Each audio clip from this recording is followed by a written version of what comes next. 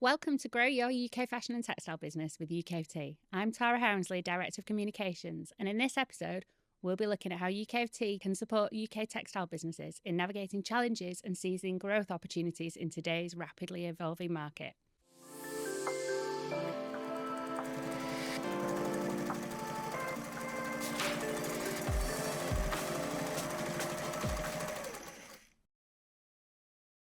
Today, I'm joined by Katie Robinson, our Textile Membership Manager. Katie works directly with textile manufacturers, mills, designers, suppliers, innovators to ensure they're making the most of UKFT's resources and network. Hi, Katie. Hello. So, for people who don't know you or your work, can you tell us a bit about your background and how you support textile members at UKFT? Yeah, as you've said, I'm Katie. I am the Textile Membership Manager. Before working for UKFT, I worked in industry, nearing 20 years now in industry.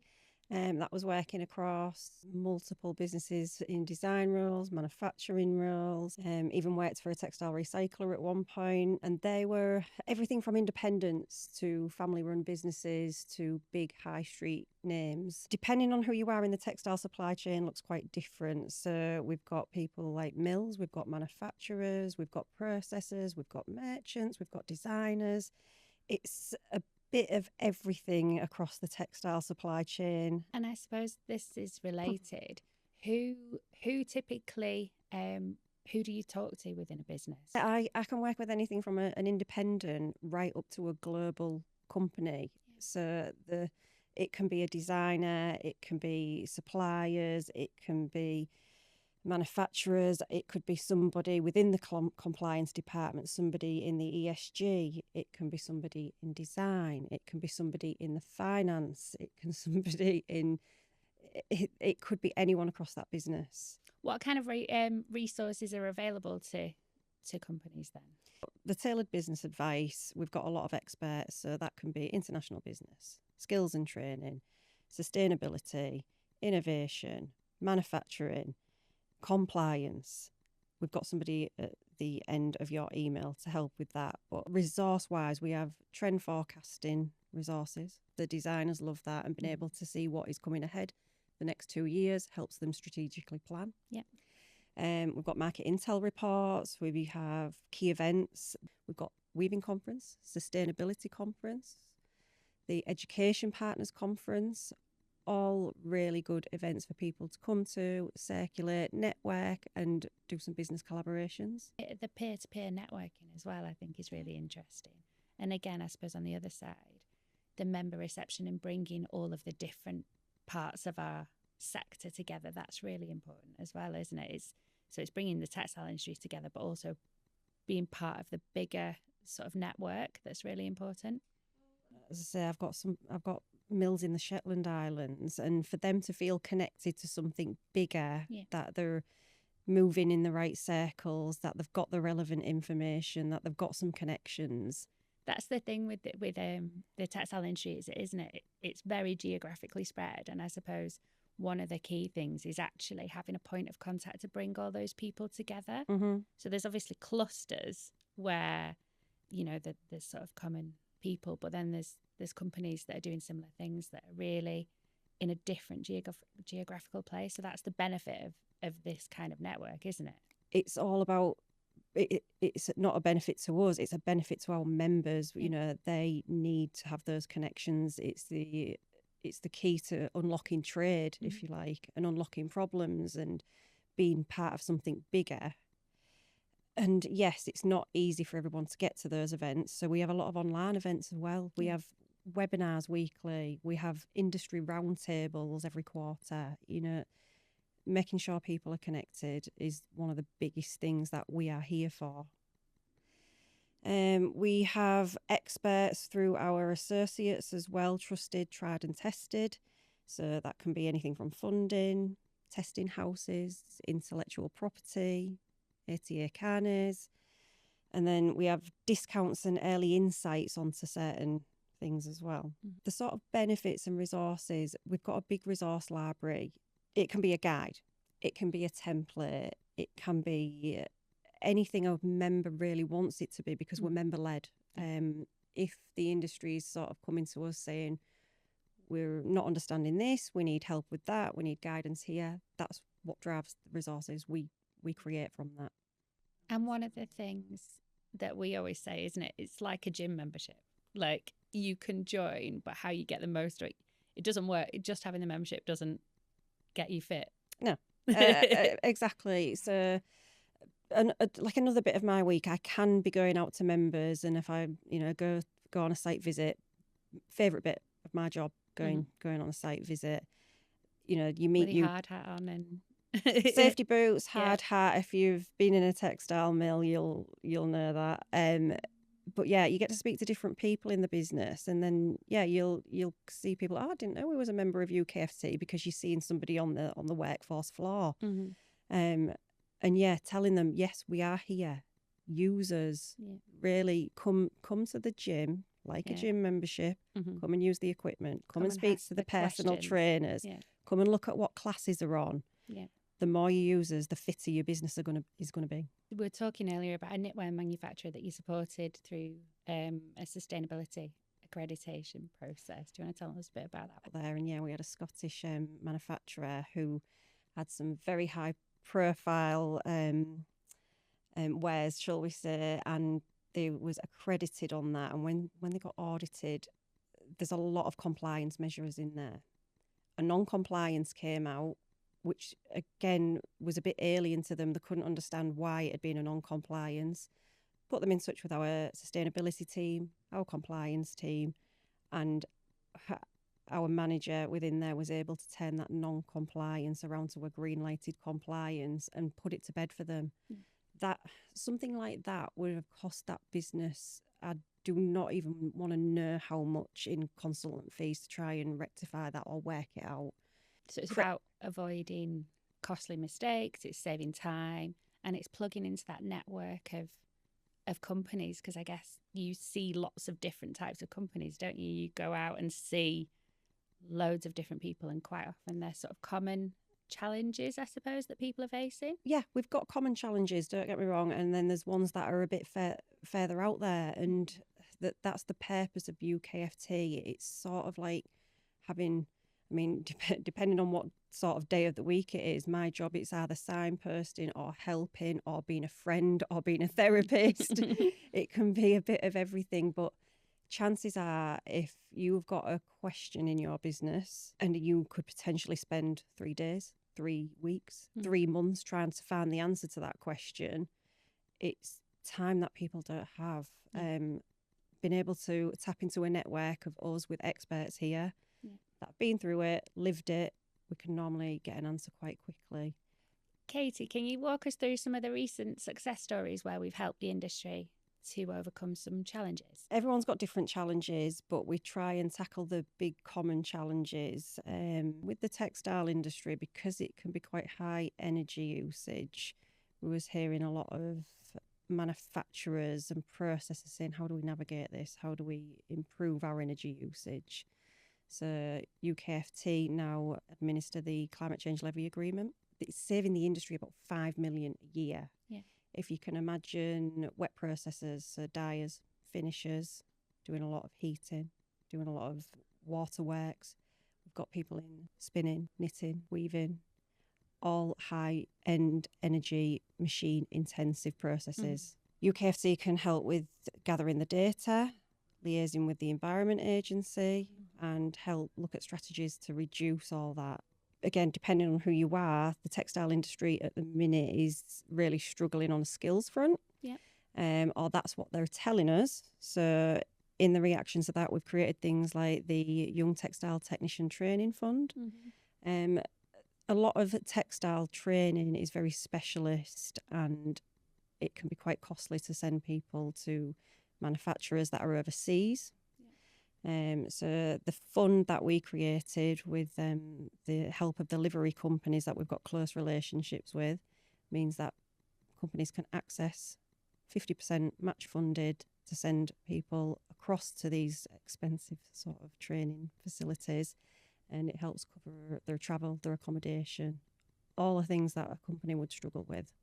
That's, again, a couple of ways that we react. Trading with the EU, once something quite simple we took for granted. not as simple anymore. We devised a scheme with, again, a trusted partner. Our international business team created something called the Huddersfield process, and that was a break bulk solution in response to the industry saying that their cut lengths were now really difficult to get into the EU. It was costing them a lot of time and money. So again, on a massive scale, that has helped industry. It's working on different solutions for different challenges. Yeah. There's a lot around we sort of talked about it earlier, the sort of aging workforce in the industry, and the perception, I think, of some of the textile roles, I guess, and younger people wanting to come into the industry. Do you want to tell us a bit about how we're sort of supporting that? So we've got a platform, a separate platform called UKFT Futures. I mean, UKFT, for people that don't know, are the sector skills body for the industry. So we are all about championing the industry, bringing new people in, keeping them, retaining them, training them, and having the next generation. It is a big challenge because we are, facing retirement age for a lot of these places. However, educating the next generation on the jobs that are there, we are seeing the changes. We are seeing the droves of people that do want to work in this industry. We just need to make sure the training is available for them. So what are some of the challenges or opportunities that textile businesses should be aware of at the minute, and how is UKFT helping them prepare? I mean, textile industry has had its fair share of challenges. And we have got opportunities coming as well, in my opinion. We all know the shift towards sustainability and innovation.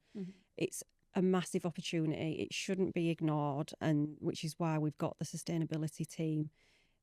So I think everything around that needs to be kept a close eye on. We've recently brought recyclers and reuse people into membership because, again, having that circular economy and changing things, it is happening, and we need to stay competitive against other nations that are doing similar. So reshoring and nearshoring, I think it's becoming more of a reality than a dream. So we're seeing a lot of networking and trading and collaboration happening there. What's happened with the global supply chains of recent years, I think, is proof that we need to be ready for this. So again, the networking, the connections that we're trying to foster in the industry, we're trying to prepare for that. As we've seen in the news recently, trade agreements and tariffs, again, it can be a changing landscape, but it doesn't have to be a doom and gloom landscape. Now is the time to be looking at the sort of international market. Where is it you're trading? Where is the next opportunity? UKFT, their international team that we've got here, do keep their ears very close to the ground. And then we've got a lot of regulation changes. So compliance is probably one of the pillars that my members use the most. All the changes that are happening, it's a full-time job in itself. It's one that businesses really, can struggle with because not everybody, especially small, medium enterprises, don't have a dedicated person for that. So when the EU Green Deal comes in, when we get new legislation coming in, being able to reach out here and capitalise on those changes and be ready for them. The last one, I suppose, we have a very supportive president, don't we? How does that work for textile members? So, we're very lucky to have Royal Highness the Princess Royal as our president. She's now approaching her 40th year as president. So she's a real champion of UKFT and what we do, and she regularly visits my textile membership manufacturers. She doesn't just visit them, she engages with them. It's a delight to watch her walk around and speak to people. She's really knowledgeable on her textiles as well. And the great bit about those visits is that it really shines a light on my textile manufacturers that can be tucked away in the back end of Yorkshire or the far end of Scotland or down south in Cornwall. We take our royal family for granted, but the global eye are on them. So as soon as she visits somewhere, the cameras are there, everybody sees her, and it can get the name of a very, a small mill out there far and wide. And that's really important for, as you say, countries overseas. If you're selling into Japan, if you're selling into to different places, that's a real accolade as well. But it's also a really big boost for the team, isn't it? I think I've been on quite a few of those visits, and her interacting with people who, are running the machines, don't normally see that kind of thing, and having that recognition, it's a real good feel good moment as well, isn't it? And locally, to know that again, this is an industry that's really interesting, it's really vibrant, it's really exciting, and in roles that, again, people don't know a lot about. So I think that's... Yeah, again, the light she shines on that, it's not a party piece. It's not just a photo opportunity. She's in there. She's speaking to people. It brings out the wider sort of community. So we will get local MPs turn up when she's there, and having even them there to be like, I didn't know this existed. I didn't know this place was here. I didn't know these opportunities were you wouldn't here. believe the amount of times that the sort of local dignitaries don't know much about the textile industry, and you're like, again, they're making these incredible products that are seen in luxury brands, are sort of seen on, are in medical, as you said, in defence, things, all of that, I think. And they don't know it's happening in their own sort of communities. It's a crying shame when you've got a business which, hundreds of thousands of square footage of production happening with experts that have been in there for 40 years. And if the local MPs don't know about it, that's because everybody is busy with their heads down doing their job. I think the textile industry, they're humble. They're there. They're just getting on with it. So we like to shout about what they're doing. Even if they don't like doing it themselves, we will present them and we will shout about them. Well, quite often as well, they can't talk about the companies, that the luxury brands that they're working with. They might be under NDAs because they've got a sort of technical textile that they're working on for a particular really niche sort of but important application. So again, we can talk about that on a broader scale, and in that voice to government bit as well, to talk about how important our industry is. So I think... Funny you should say the government stuff. So the voice of the industry pillar that we have, it is about shining a light on the industry and how important it is to the economy. And it's not just fashion, it's not just apparel, it is in everything. It's what's holding the building up that we're in, it's the carpets that we're walking on, it's the roads that we're driving on, it's the thing that is holding up Venice, for example. And it's, we've all travelled on the tube today, we've all travelled on aircraft before. There is textiles everywhere. And trying to explain that to government, that the investment here, what it'd do for the wider economies. So a technical textile, for example, some of the units are massive, they're huge, and they employ over 200 people. Keeping that and growing that, what it'd do for a local community, it makes sense to invest there. Brilliant. Thank you very much for joining us for the this episode of Grow Your UK Fashion and Textile Business with UKFT. Hopefully you've heard some interesting things about how UKFT can support your textile business and provide you with the tools you need to grow and thrive. If you're interested in learning about becoming a member, visit ukft.org/membership today. And stay tuned for more episodes filled with industry insights, success stories, and tips on how UKFT can help your business stay competitive in the ever-evolving textile industry. Thanks for listening.